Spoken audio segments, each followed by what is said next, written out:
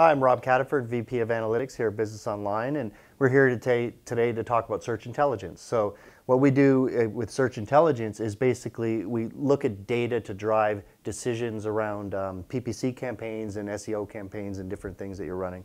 So in a typical world, you have offline kind of marketing, things that bring your customers and prospects in to interact with you, and you also have organic and digital channels like PPC and like SEO and so on that are also bringing people to your website, and you're looking for success events that are running out of your website.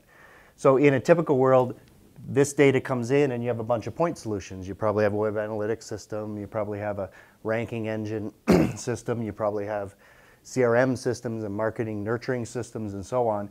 And all those systems are looking at data in different ways, and they're basically reporting the data back to you from different places. So from your web analytics system, you might be receiving kind of search click-throughs to conversion. From your marketing nurturing and CRM systems, you might be receiving a lead generation phase back into when a person becomes a customer and so on. What we do with search intelligence is we look at all this data together. So we bring all these data sources into one kind of data warehouse where we look at it in one place. And what we're trying to look for is how all that data connects together so we can get a picture of the full funnel. So we really look at three aspects of that, and we're going to look at these in a little more detail with examples and a demonstration. But from the performance aspect, what we want to do here is measure the performance of a campaign the best way possible and make sure we account for all the different aspects of performance. That includes attribution and success, and not only online performance, but offline performance as well. We also want to look at keyword analysis and group keywords into groups that make sense for how we want to analyze and group them. The last piece is really, around attribution. And for attribution, we want to make sure we apply the right attribution to the right campaign. Certain keywords might lead into a long sales cycle and other ones might be very short sales cycles. So we want to understand what that attribution is and make sure we're making that correct measurement. What we do at BusinessOnline is we take all these data sources and this analysis, pull it together, and we report back to the client the data from the big picture point of view and not just a point solution point of view. What the client then can do with our help or without is basically bring out that information and optimize the campaigns and so on. So this is kind of the architecture of it. What I'm going to do now is just show you actually how it works, and we'll go through a demonstration. So let's say we had a keyword list and we had some typical metrics like lead conversion, bounce rate, amount of searches, and so on. Part of getting the SEOI concepts in is grouping keywords that make sense together. So let's say, for example, we want to put a filter on the keywords that were keyword that matches a certain word, like enterprise in this case. I'm just going to click this and it's going to find all the words with enterprise, including all the long tail words, which we need to keep track of. As we start to look through this list, we see branded terms. In this case, ABC is the brand of the company.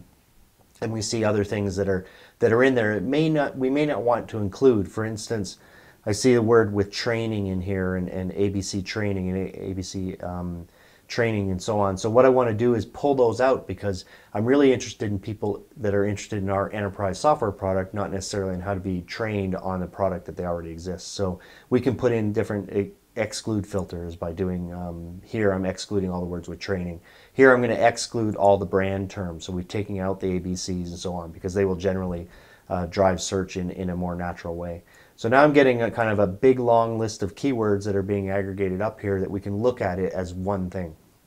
And the next piece is to get the proper success metrics. In this case, lead conversion and bounce rate are success metrics on this keyword set.